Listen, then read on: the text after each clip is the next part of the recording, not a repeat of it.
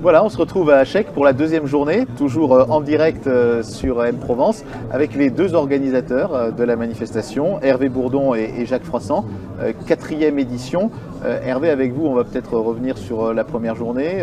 Ça vous satisfait pour le moment, la fréquentation, Oui, les thèmes évoqués? une première journée assez sympa, oui, avec un démarrage matinal. On a réussi à réveiller tôt les acteurs du numérique et du digital, donc ça c'était plutôt sympa. Et des speakers en pleine forme, donc pas mal d'énergie en cette première journée, ce qui est très agréable pour un lancement. Alors cette édition, Jacques Froissart, elle est marquée sous le thème de la transition numérique. Cette transition numérique, vous la vivez comment concrètement aujourd'hui? Vous allez par exemple avoir des gens qui n'ont pas ou peu encore travaillé sur le digital et qui vont être confrontés à des spécialistes, à des professionnels qui ont déjà l'habitude. C'est un peu un choc des cultures que vous organisez aujourd'hui? Voilà, clairement, l'idée, cette année, il y a beaucoup d'interrogations. La transformation digitale des entreprises, quelle que soit leur taille, que ça soit un commerçant de quartier, à des PME qui vendent en B2B, c'est un sujet vraiment fort. Donc on voulait absolument adresser.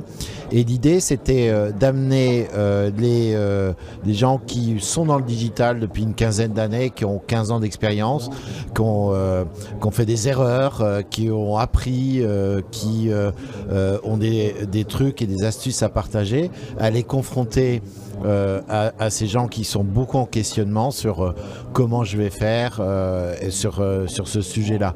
Et on va traiter à la fois des aspects pratiques du comment je vais faire, quelle technologie, comment j'ouvre un site e-commerce, comment je le fais connaître, etc.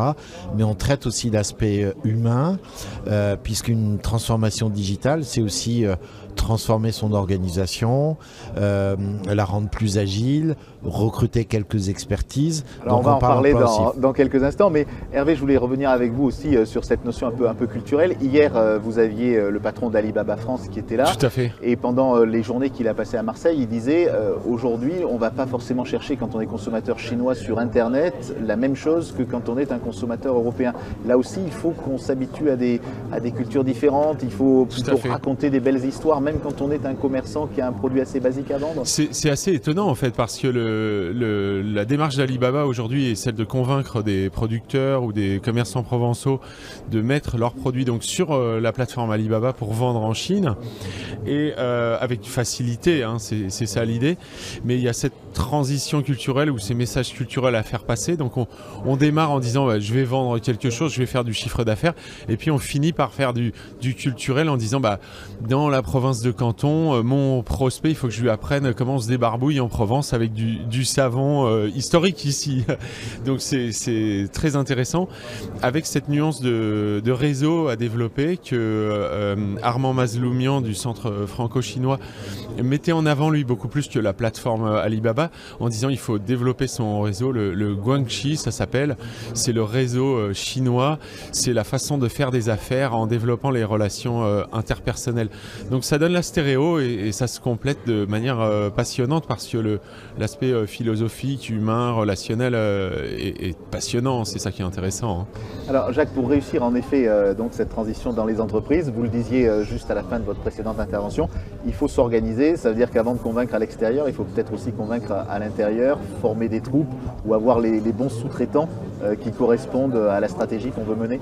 Oui, on s'aperçoit que ceux qui réussissent dans le digital, ils ont compris ça, que la fameuse expérience client dont on parle beaucoup, elle commence par l'expérience employée. Si vos employés n'ont pas compris cette transformation digitale, cette façon de travailler un peu différente, la culture digitale, c'est être plus agile, c'est essayer des choses, c'est accepter l'échec, de recommencer, c'est de faire une croix parfois aussi sur des réflexes qu'on a depuis des dizaines d'années, et de se dire bah oui, mais mon produit, il faut peut-être que je l'explique différemment.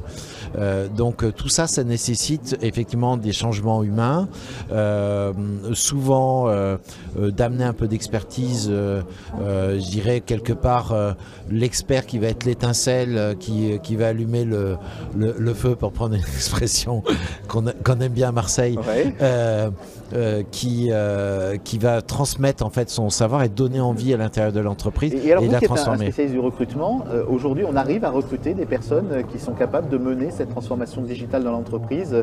On est toujours dans l'université, c'est difficile de former des gens à la vitesse des entreprises. Là, on les trouve? Alors, c'est clair qu'on est sur des marches. Le digital, c'est en gros 15% de croissance par an.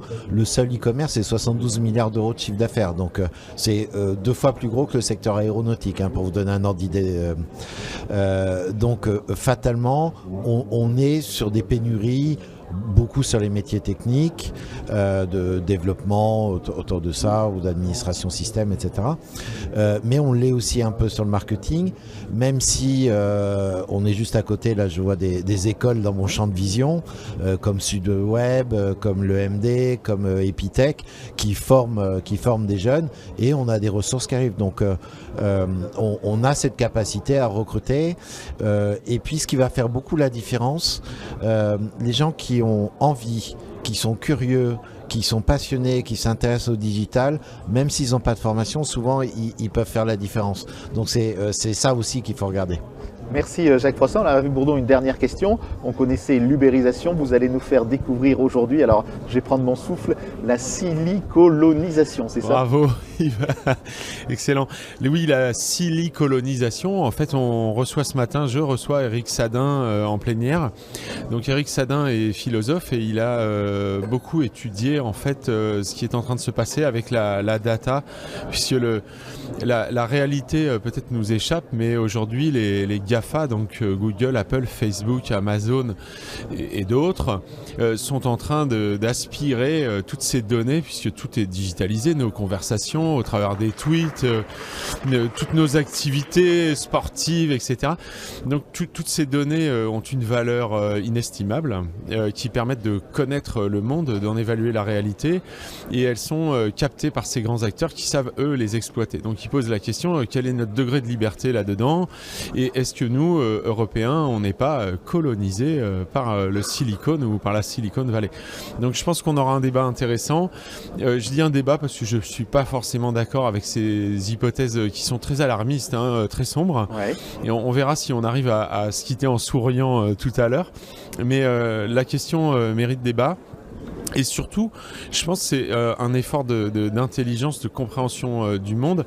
C'est l'eau dans laquelle on baigne, et c'est intéressant de se poser de temps en temps pour faire un peu de philo et de penser loin et de penser large, pas simplement se dire est-ce que ma campagne Facebook a fait du clic, mais envisager l'avenir de manière intéressante. Voilà, c'est une bonne synthèse de ce que fait Chèque, hein, ce salon professionnel. Toute la journée, on va se retrouver en direct sur la page Facebook de M-Provence, mais c'est à la fois du très concret, mais aussi des réflexions sur les grandes idées de notre civilisation. Tout à fait, c'est mettre du bon sens et essayer de comprendre pour agir de manière pertinente. Merci Jacques Froissart, merci Hervé Bourdon, bonne journée à tous les deux. Merci Jacques. Merci Hervé.